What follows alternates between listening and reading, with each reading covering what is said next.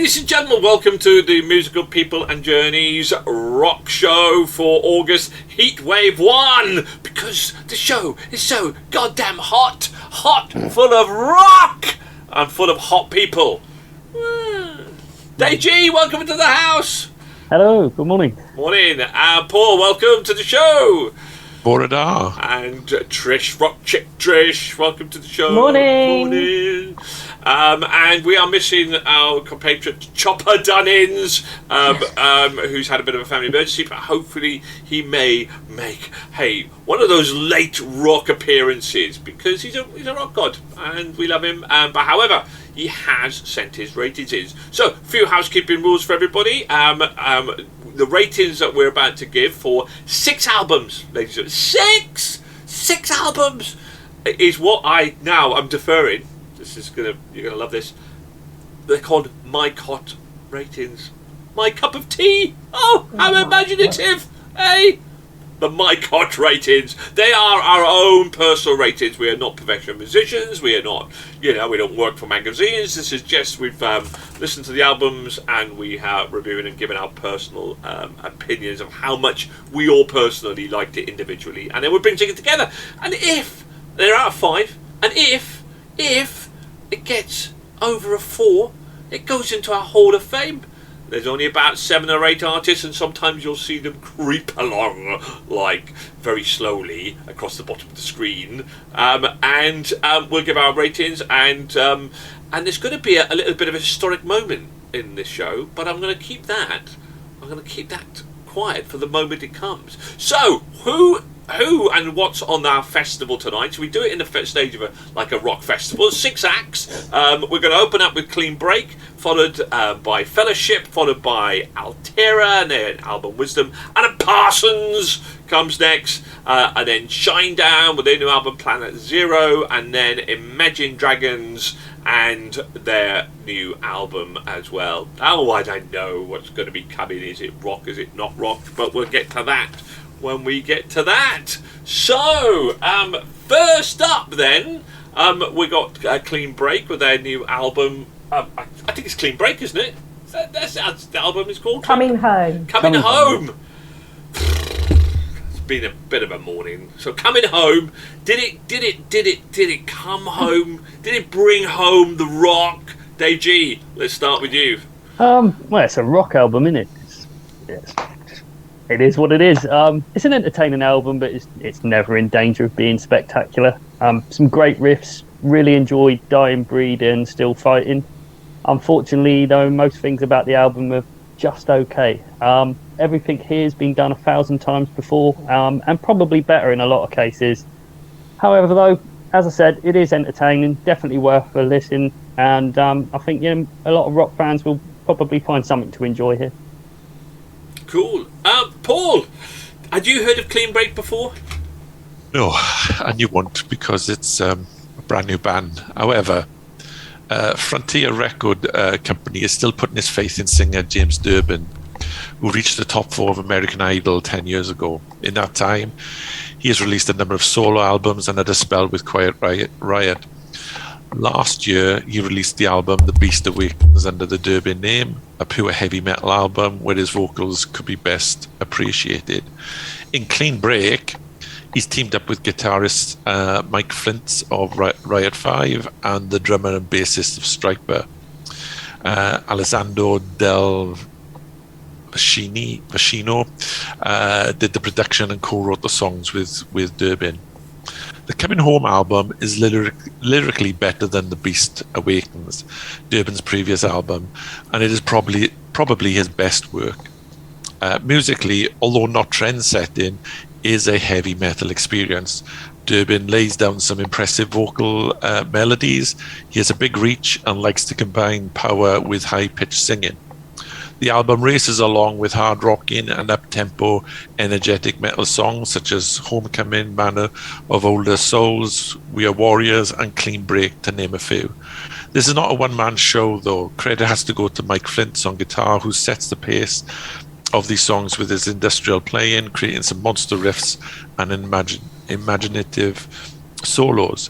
while Sweet and Richardson are the beating heart of rhythm that both guitarists and vocals can feed off. I enjoyed this album. Trish, did this hit your sweet spot? This was a rowdy, roaring, hard and heavy album, energetic and fast. Some songs border on power metal rock. It's large on riffs and punchy, and kicks ass from start to finish. A classic melodic heavy metal rock made current. Made current. It's quite a good phrase, actually. I'm kind of.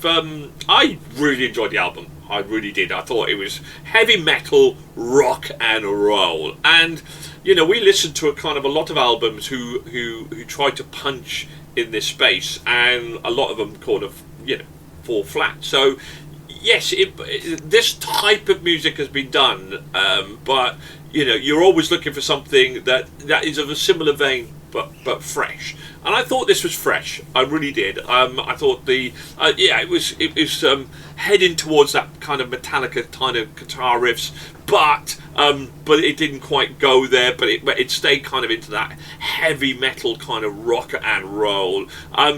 It wasn't perfect by any stretch of the imagination, but it was certainly above average. And certainly, I thought, if it's going to punch in, did it hold its weight in this sort of genre and this type of music?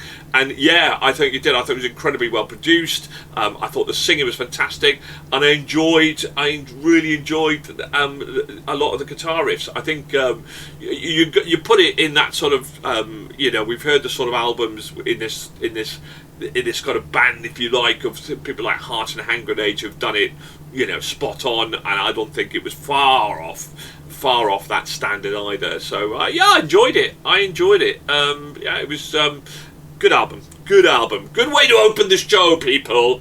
Good open, and I hope that if they brought this band together, I would be interested to kind of, I would most certainly run out and definitely listen to the next album. As a debut album, even though they've all come from different places, I thought it was very impressive. It was a really good album. So anyway, Chris, by the way, he thought it was average, but then there's no surprise there, is there, with Chopper Dunnins? But he didn't hate it. He didn't hate it. Okay, he didn't hate it. So let's get our ratings then. Dave G. Yeah, 2.5 out of 5. 2.5 out of 5. And Paul. 4. 4. Ooh. I wonder what Trish is going to give.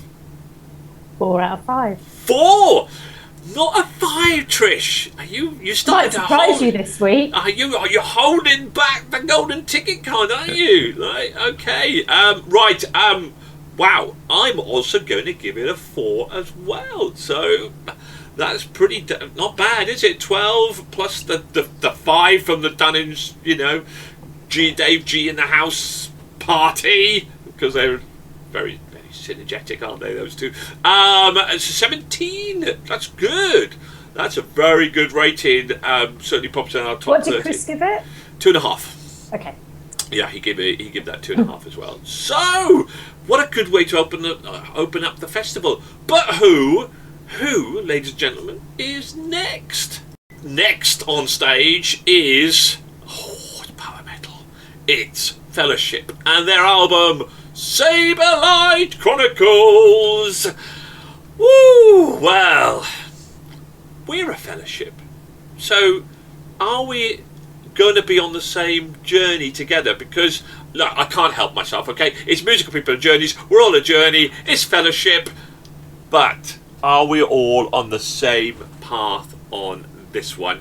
Paul, tell us a little bit about Saberlight Chronicles and tell us a little about the band Fellowship.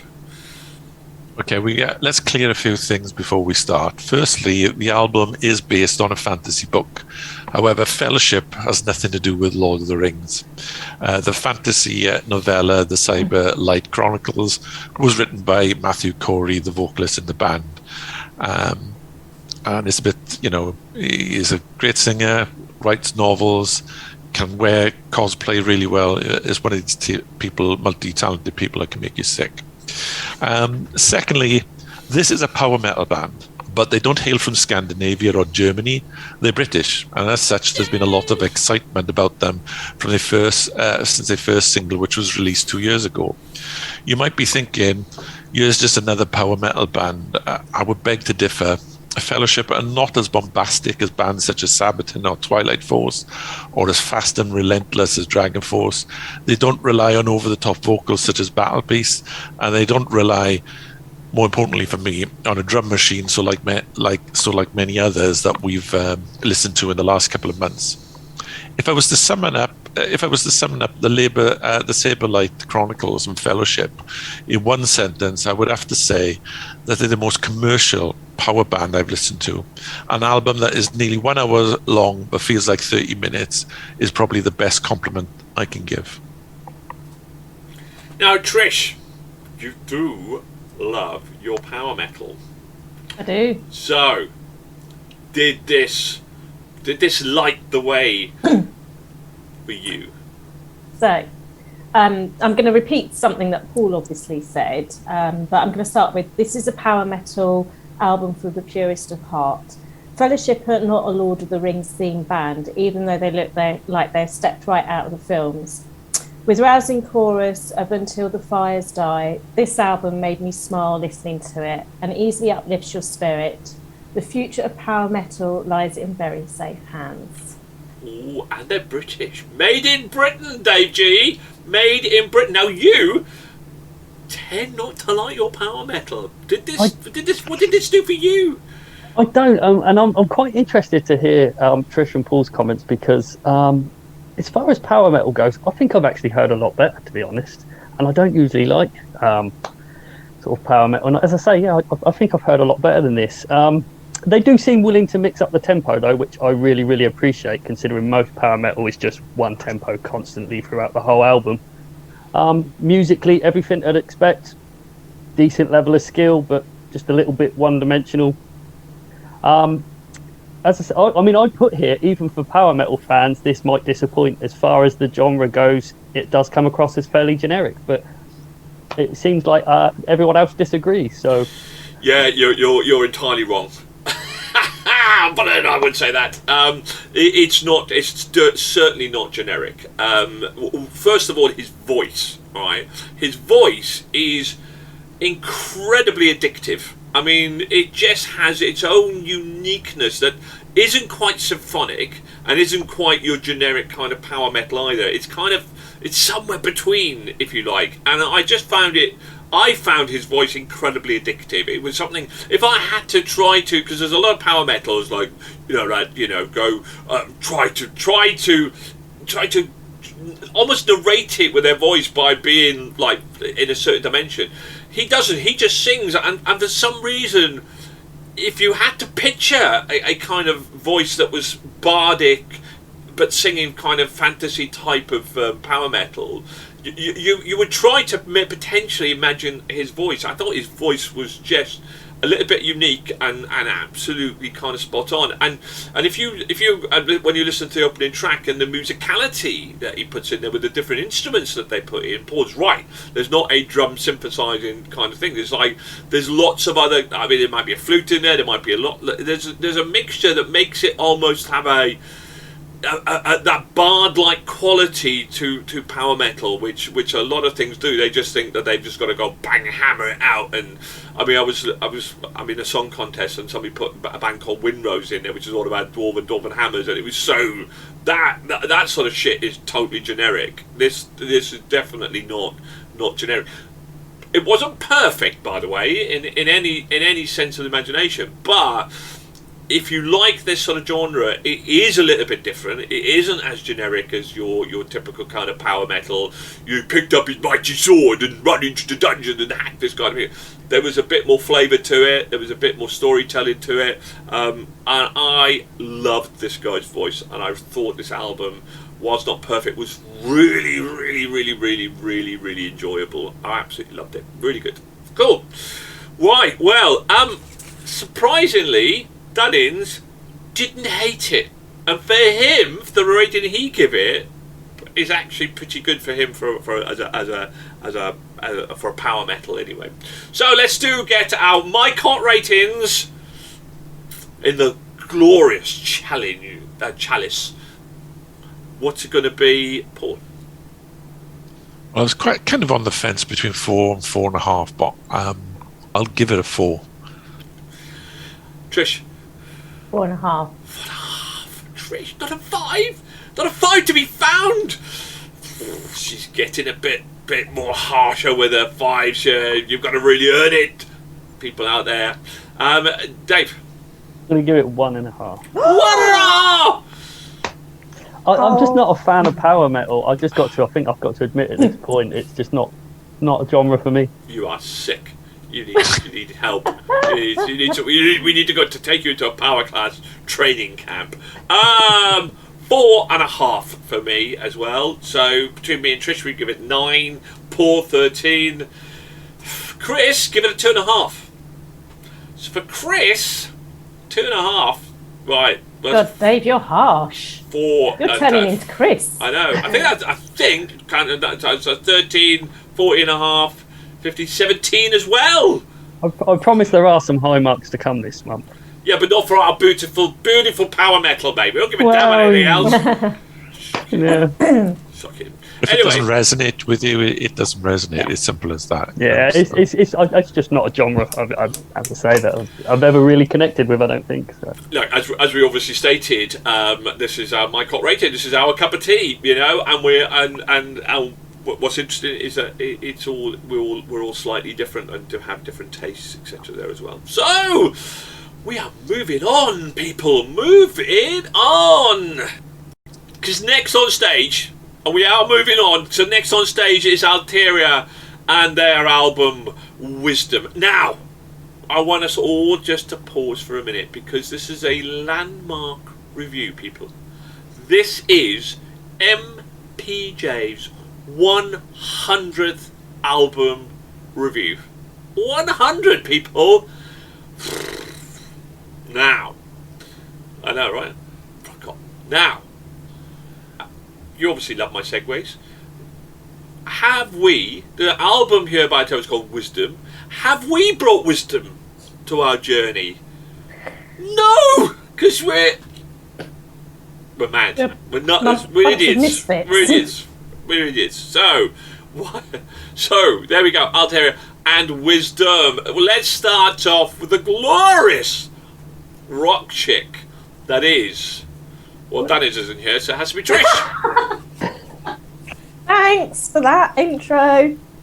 Okay, so this is a melodic rock album verging on hard rock.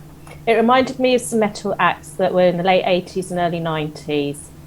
It's a polished album, but quite samey. Nothing stood out that grabbed me, and I really wanted it to, as the opening track had me interested, thinking it was going to hit my sweet spot.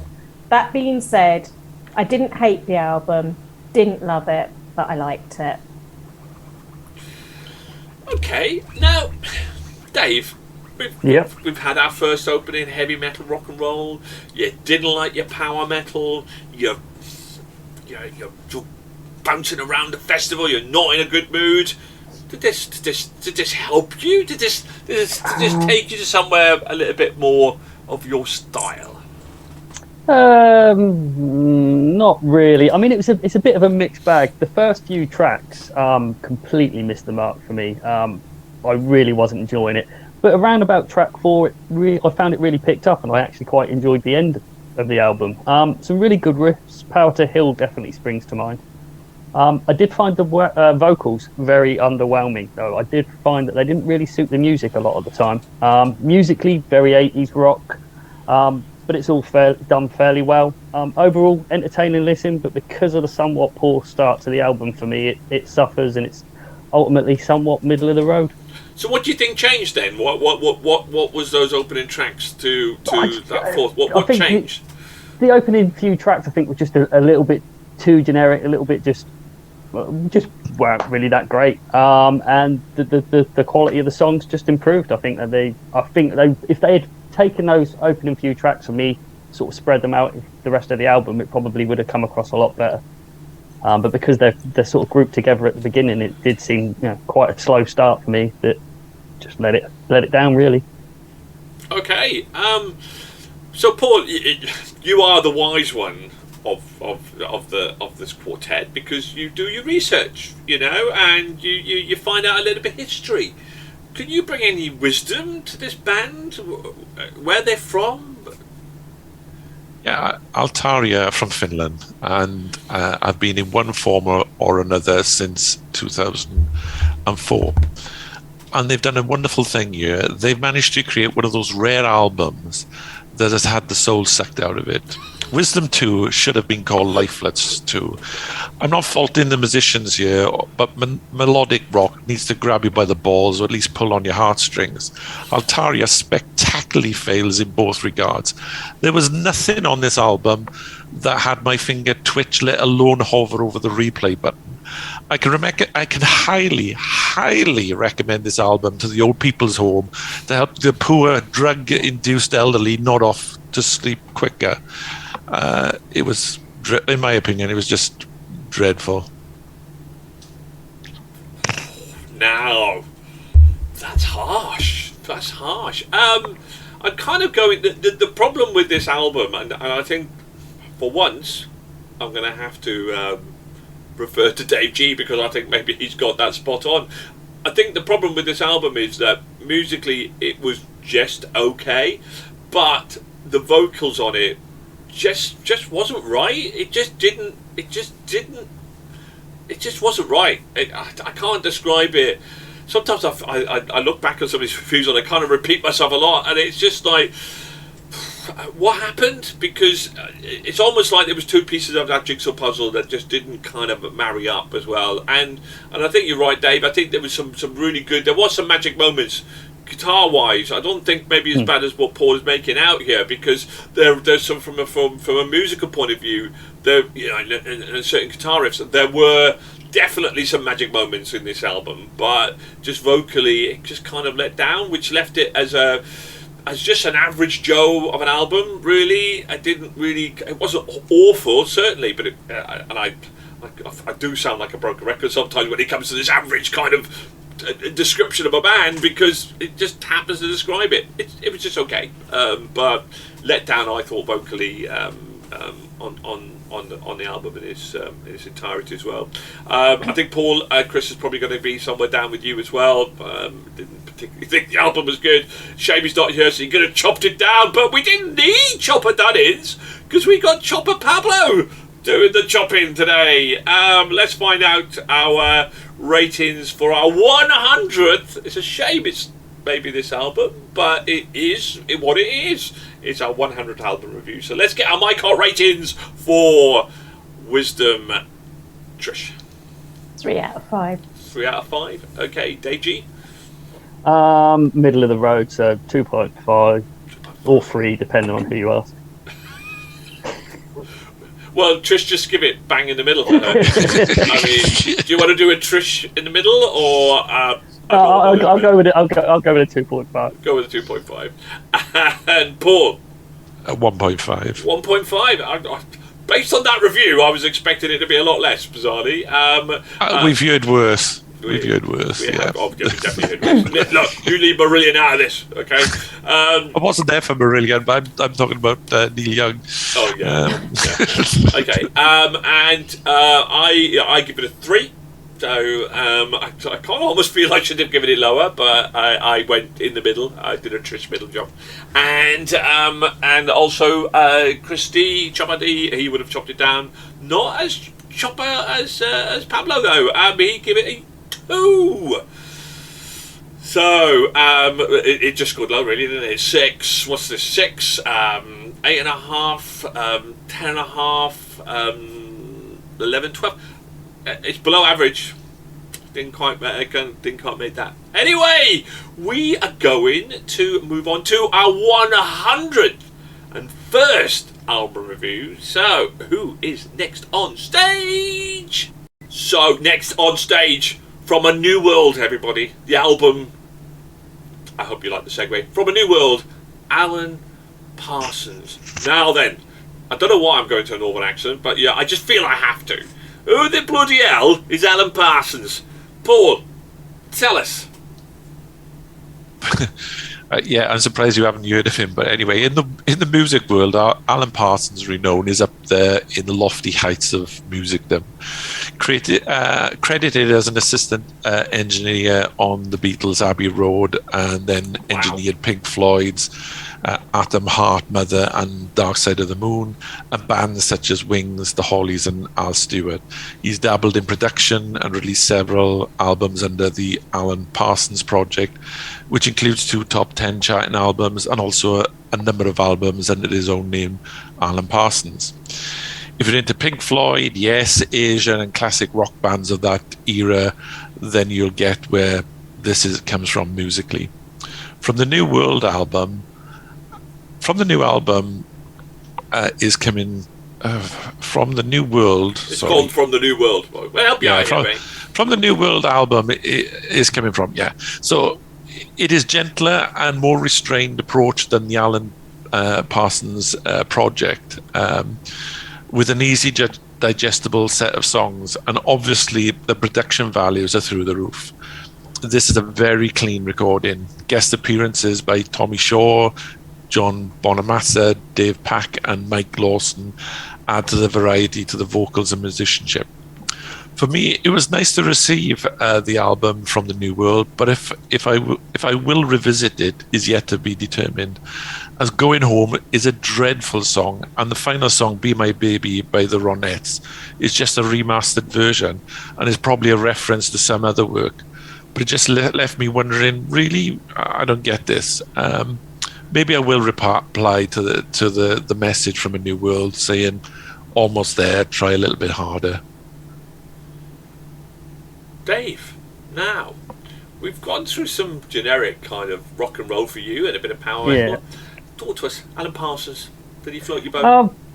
It definitely took a while to grow on me, but it did eventually. There is some stuff here that I do really, really like. Some really good songs. There is enough difference in there to keep you guessing. The Secret and I Won't Be Led Astray, standout tracks, really well produced.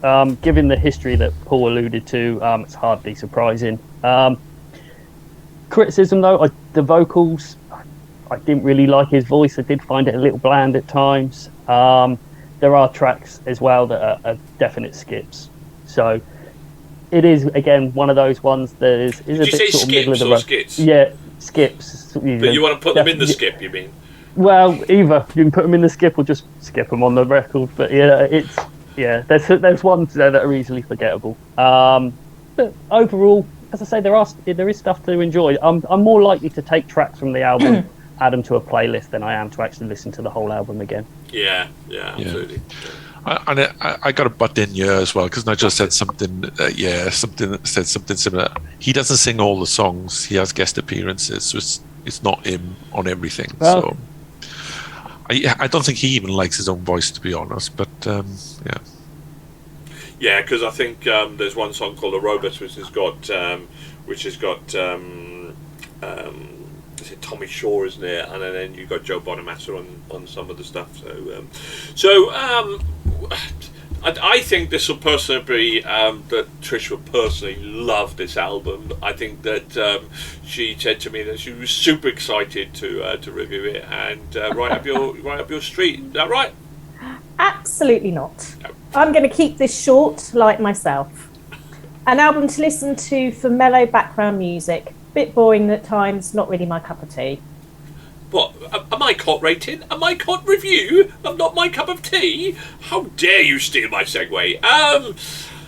So it was really funny actually, because we were in the office and me and Chris have both, Chopper Dunnies have both kind of listened a little bit to this, and he come running over and he goes, it's bugging me, this sounds really kind of, I go, Pink Floyd? And he went, absolutely. And then he went away and then did some research. And he goes, oh my God, this guy was an engineer on the Pink Floyd albums. And no, I've never heard of Alan Parsons because, as I say, this is a journey. I got back into my rock music and we've kind of moved on from there. So don't look back, always look forward. So first exposure I've had to Alan Parsons.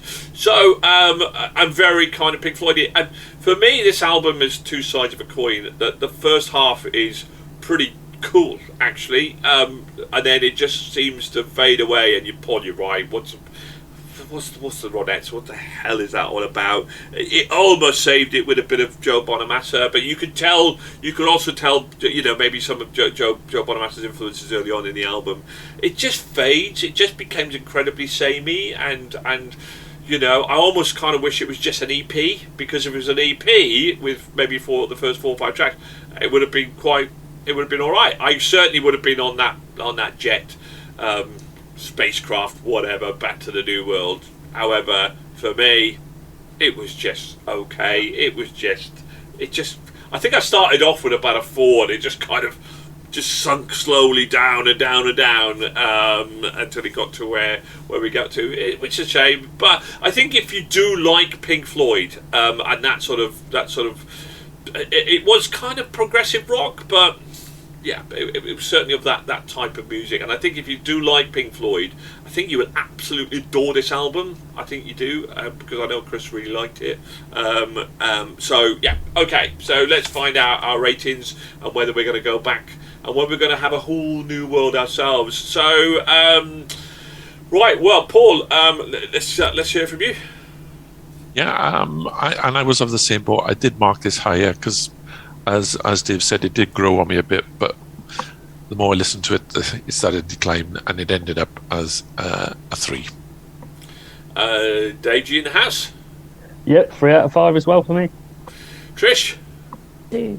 2? I actually also give it a 3. Wow, boys! The boys in the house together! Rock and roll! Unfortunately, Chris ruined that by giving it a 4, people. Yes, you heard it. Chopper Dunnins, give something a 4.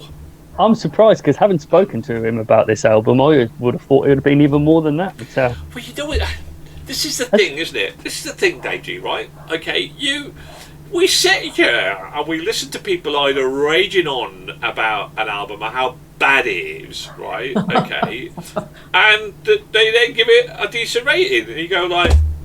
And then you hear people raving about an album, and you think, "Hey, this is going to be a 5," and it doesn't get even close. So, I wish I could get into the minds of these people, but there we go. I think part of it is when you're giving votes and you realise what you've given numbers for. Sometimes you think, judging it what you've, the bands on this stage is perhaps it doesn't deserve such a high rating, and it drops a bit. So, yeah. I think sometimes we do. You kind of go like, when you hear what other people are saying, you sometimes now and again will jump half a point either way, now and again.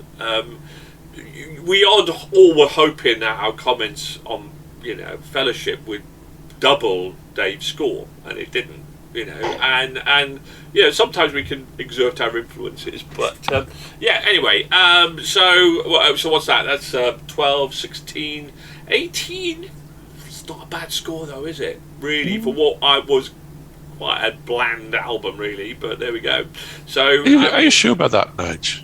9. No, you're wrong. You're right. My maths is all askew, my friend. And that was my little test then to see whether you were on the ball this morning, and you were, because it's a 15, isn't it? But there we go. Who knows? The difference. Yeah, that seems a lot more. Yeah, that's better for us, isn't it? That helps. That helps. Okay. Ooh, we are coming to our final 2 acts of the afternoon. So, who is up next? Well, next on stage is Shinedown, Planet Zero. If you've been listening to the show, we've come from a new world with Alan Parsons, and we decided we wanted to divert to a different planet, and that planet is Planet Zero, and the band is called Shinedown. Did it shine down for us? Did it musically light up the world of Planet Zero? Trish, let's start with you for Shinedown. I'd heard of Shinedown, but I'd never really listened to them. So, what about yourself? I've heard of Shinedown, and I've heard some of their songs on the radio, but I've never downloaded any of their stuff. This is the 7th album for this band, so they're quite well established. This album is about the threat posed by social media with a robot character to guide you through. Dead Don't Die is a brilliant rock song with heavy riffs. It's an album that experiments with their sound but works, and the album evolved for me as I listened to it. It had a touch of the Muse sound to it at times. I liked it. You liked it? You didn't love it? Have to find out, won't you? It's probably going to be in the middle, chaps. Probably. Probably going to be in the middle. Dave G. Now then, I'm going to edge my bet in here that this was much more of your cup of tea. Am I right? Yeah, you're spot on there. First time I listened to the album, I thought, it's okay. It was definitely one that grew on me, but now every time I listen to it, I enjoy it more and more. I really do. It's a concept album. At first, the tracks with the robotic voice were a little bit annoying for me, but now I actually find that they really add to the flow. I did at first actually try taking them out and just created a playlist with just the songs without that, and it just doesn't work half as well as it does with the actual those tracks in there. The album flows really well for me. Frequent switches between hard rock and softer, more mellow tracks really work well to keep me interested throughout. So many standout tracks. It's hard for me to narrow it down. Sure as Fun and Daylight deserve a mention, but my personal favourite is probably What You Wanted. Great choice of song to end the album. Definitely in the running for album of the year, this one for me, without a doubt. Wow. High praise indeed. Look at him, boys. Yeah, definitely. Oh, he's going, and you, don't you even dare to think about contradicting me. I think I know one person that might. Yeah. Well, let's wait and see, shall we? Paul, I mean, Shinedown. Did it shine down for you? Is this a band that you turned up or had previously engaged with? In other words, listened to, by the way. Yeah. I don't know why I said engaged with, but there we go. Yeah, I'd heard them before, and I was looking forward to this. When I heard they were releasing an album, I wanted to be on the same stage that they were performing. So Florida hard rockers, Shinedown, is as Trish has already mentioned, released their 7th studio album, and as pointed out by Dave, what in many respects is a concept album, being a narrative on the pandemic and what's happening in the world today, touching on subjects such as social media, the cancel culture, and mental health in what can be described as a mashup of various musical rock styles: hard rock, punk rock, modern southern rock, post-grunge rock, you name it, and they've thrown it in. That is not to say that this isn't a well-constructed album. Far from it. It's just on first listen, you're not quite sure what you're going to be listening to next. The album has 20 songs listed, but in actuality there are 14 full-length songs. The other half dozen are, as Dave alluded to, short interludes bracing you as you journey through Planet Zero. Some work and others feel a little forced, but they do divide the album into phases where the band explores certain topics. On those topics, Brent Smith, the vocalist and band leader, has a clear message throughout much of Planet Zero, that being of individuality and free thinking. As such, Shinedown doesn't have the larger-than-life anthems of previous works, but as such, the insistence on the message makes this a more complete work, keeping them and also keeping them in tune with their audience. Yeah, like Dave, I thoroughly enjoyed this album, and it grew on me more and more. Yeah, I mean, I'm going to pretty much echo everything you guys have said. I think that on first listen, you go, did I enjoy that? I'm pretty sure I did. And then the segues, and I obviously am a master of segues, started to shine down on me. It just kind of grew and grew and grew.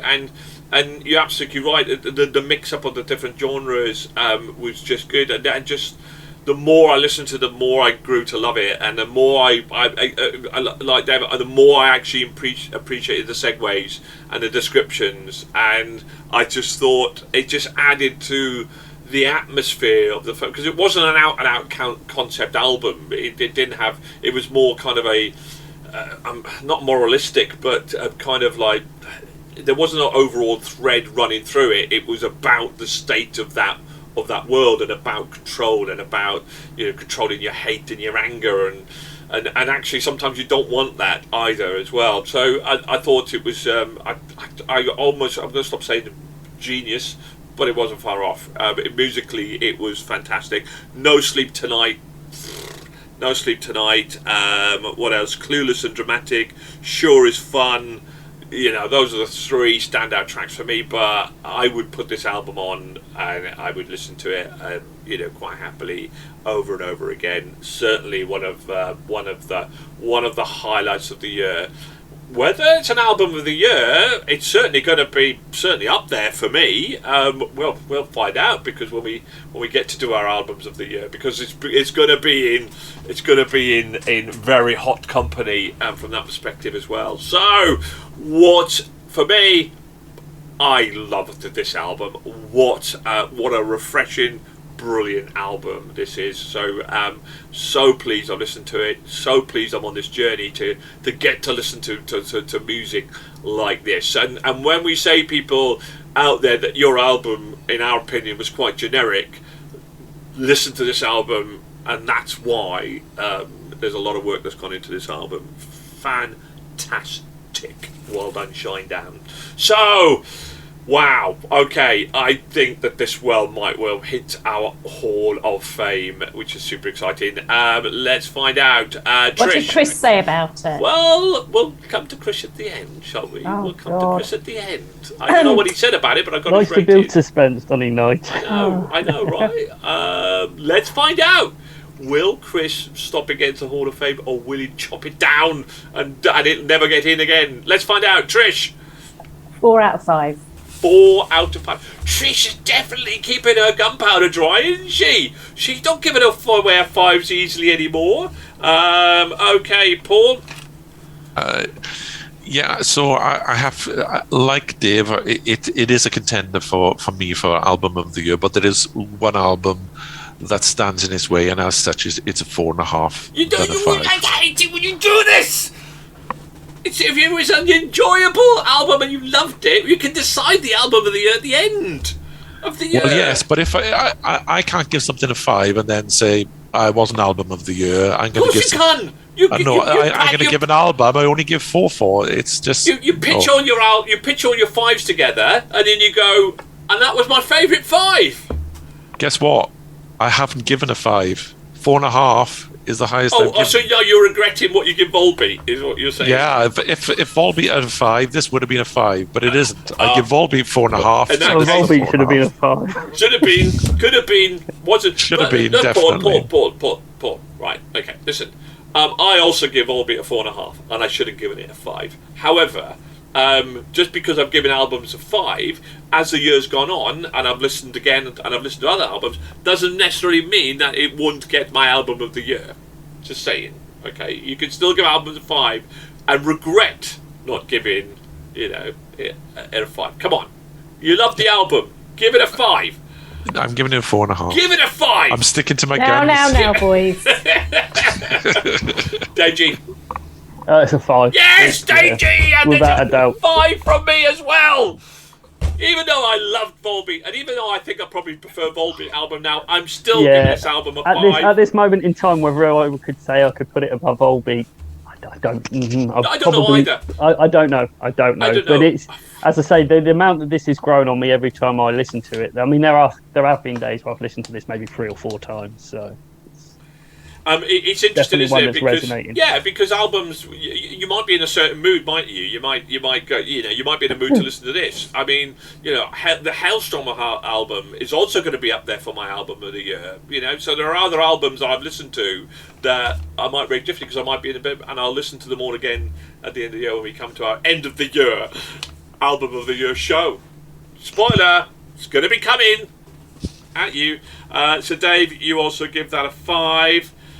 What do you think? Let's have a little guess. Let's have a guessing game here. Let's have a guessing game, because at this moment in time, without Chris's votes, we're on 10, 14, 18 and a half. So, it's got to get 1.5 to get into a Hall of Fame. So let me do my maths again, because Paul will pick me up on that. 10, 14, 18.5. What do you think Chris give this album? Dave, you know him the best. What do you think? It's definitely enough to get it into the Hall of Fame if he only needs a 1.5. I reckon probably about a 3, knowing Chris. Okay, Paul? 2.5. 2.5? Ooh. You think he would have chopped it down a bit? To be honest, I haven't got a clue with Chris. He'd probably just say, yeah, it's average.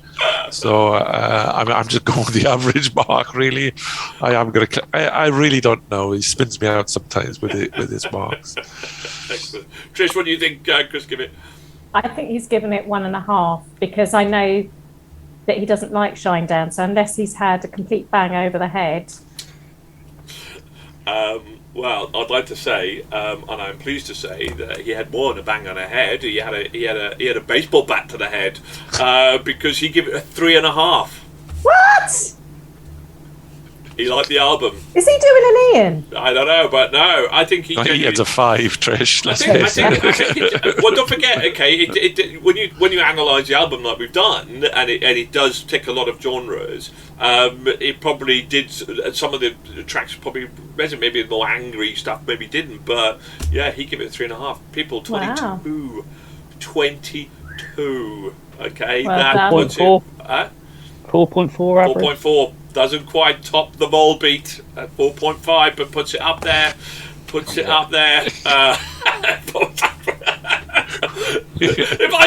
I'd given that a 5, it would have been over Volbeat. Now Paul is sat there going, justify my rating. Thank you very much. Glad I didn't put into peer pressure on that score. But yeah, brilliant album. Really, really good. Really pleased that one on that one. So we are moving on to our headline act. Who is the headline act? Let's bring on stage. Because the headline act is none other than Imagine Dragons Act 2.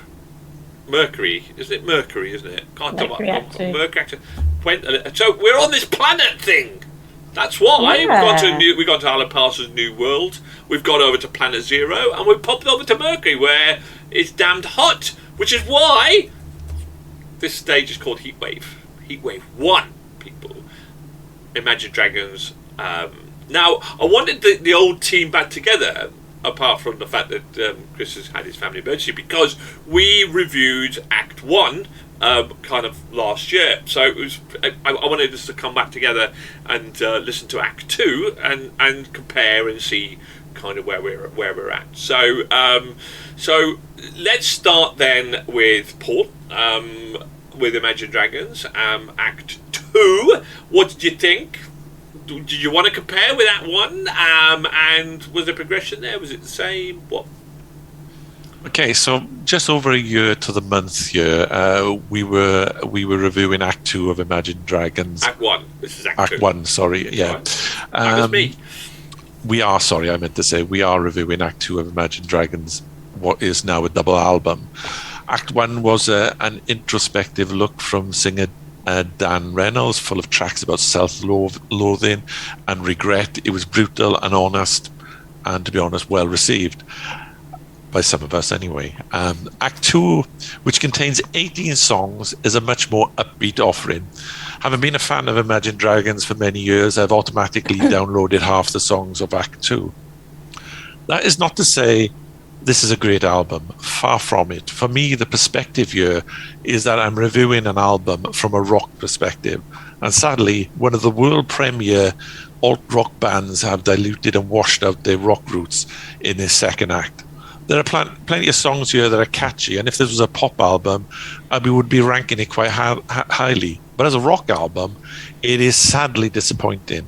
I don't believe I heard a guitar riff until the 5th track, Blur, and then the album levels off with what can only be described as mediocre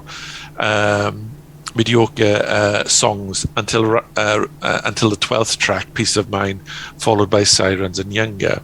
Then 3 slow meandering songs to finish off what for me was overall a weak album from a band that for 10 years has climbed to the top of the rock world. Drag. Dragons have lost their fire for Paul. What about you, Dave? Well, I wasn't here when you did the first one, part of the album, so it proper confused me when I actually looked to try and find this album, because I could only find both of the two acts together. So I was just like, I'm sure it's not an hour and 45-minute album that we're meant to be reviewing. So I managed to find Act 1 on its own, found out which songs were on there, so just sort of continued on from there. This one, is it a rock album, was the first thing I wrote down. Again, yeah, I there isn't really anything that I would call rock about it. There are certain elements in there, but few and far between. Never really been a fan of the band, but I can't, deny that from a musical standpoint, it's actually pretty decent.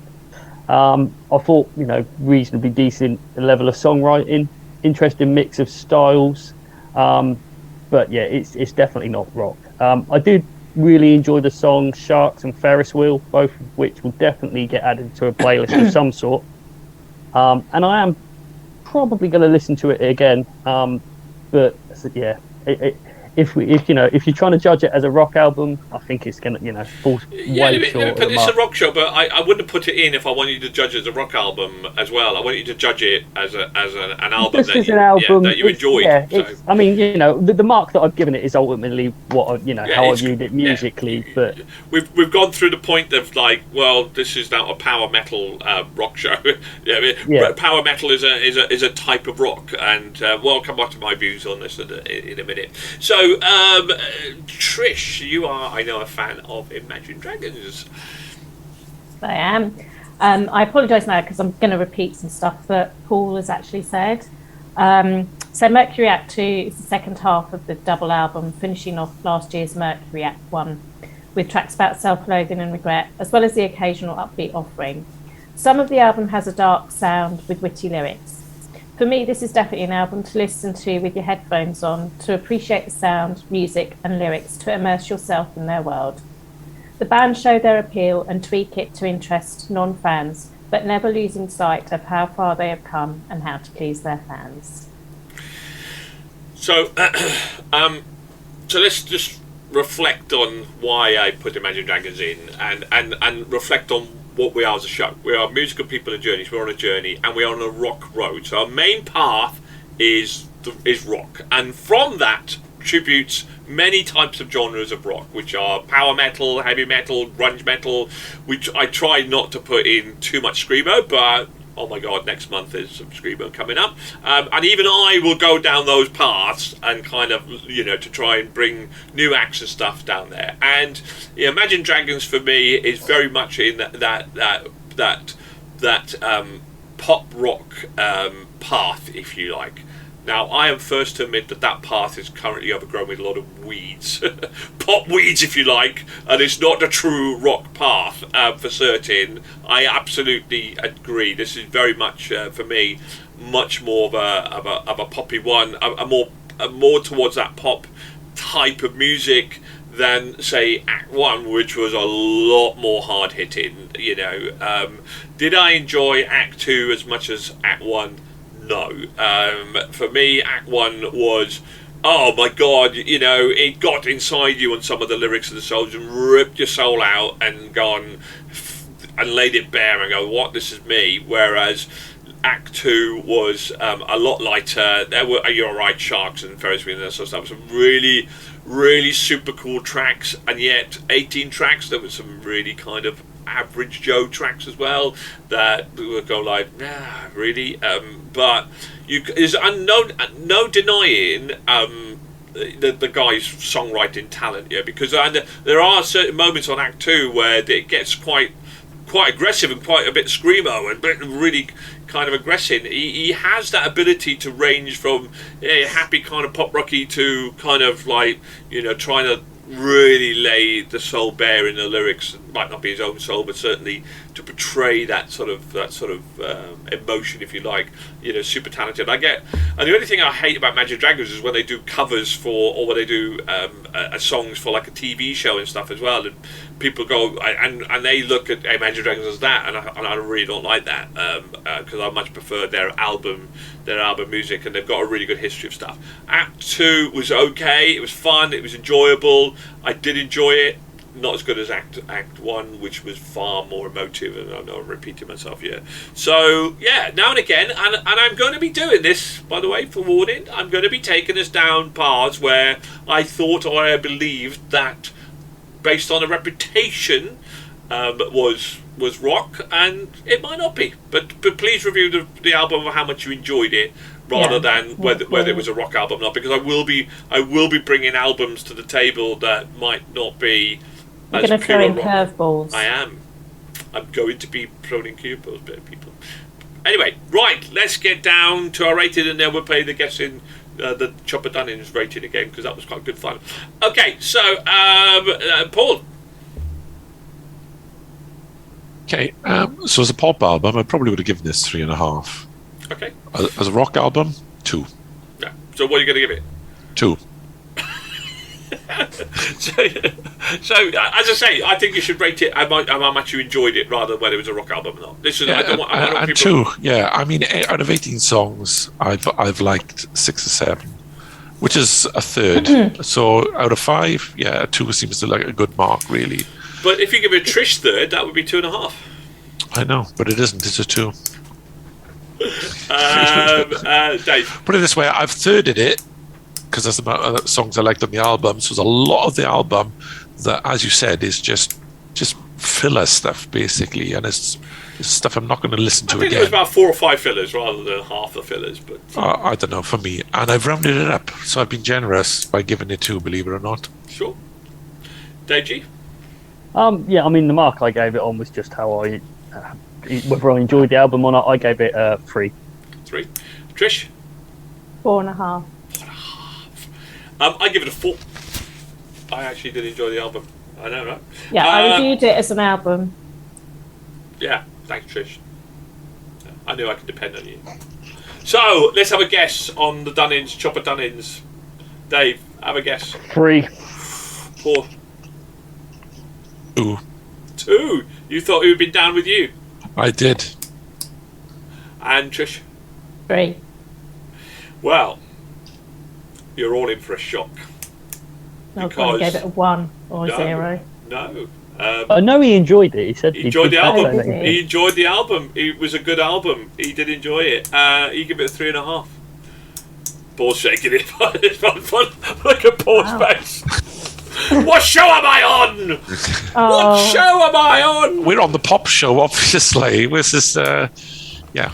It wasn't all pop though. There was definitely rock in there. Definitely. There was, but nothing. It's personal opinion and perspective. Yeah.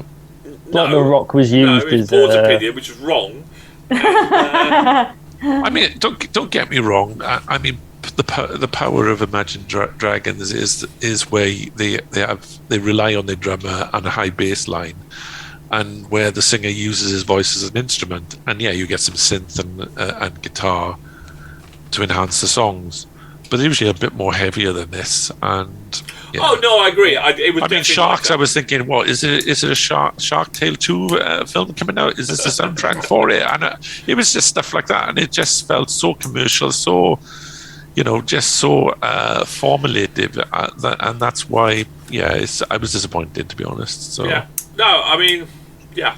I think I might have been biased, Paul, based on how much I have loved Imagine Dragons. I think I could have been a little bit harsher, but I still enjoyed the album. But I think you're right. But I mean, it's got Dave. You said it was a 3, wasn't it? So you just to double check. Yeah. So 17. I mean, to be frank, for Imagine Dragons, it's an average score, but for me, for Imagine Dragons, that's I mean, based on, I think if we reviewed the Act 1, I think that probably would have, if we were rating back a year ago with the Hall of Fame ratings, this might well have been in the Hall of Fame from what I recall with our ratings. So I think we were giving it 3.5, 4s, and 4.5. So, but certainly wasn't not getting up there. But anyway, so there we go. That is our headline act. But it was not the cream of the crop. So that belongs to Shinedown, and that is our album of the show. Will it be our album of the month? Well, we'll have to tune into Heatwave 2, which will be coming soon, if not already on our channel. If you have enjoyed this show, please like and subscribe. They're going up. We haven't got that many, but it's going up. It's heading in that direction. Our views and numbers are going up. I hope you've enjoyed the show. Hope you enjoyed the format. Please, if you've got any comments, if there is a band that you want us to review in the future, we do plan with 6 weeks in advance. We've already got the list down for next month. So I hope you enjoyed the show. And as I said, please like and subscribe. Thank you to my wonderful co-hosts. Dave G in the house. Thanks for having me. Brilliant. Paul, thank you. Rock on. Rock on. Rock pop on. No, just rock on, please. Trish, thank you very much. Bye. Bye. And and tune in for Heatwave 2 and tune in for next month's show. Thank you very much for everybody for joining Musical People Journey on our journey.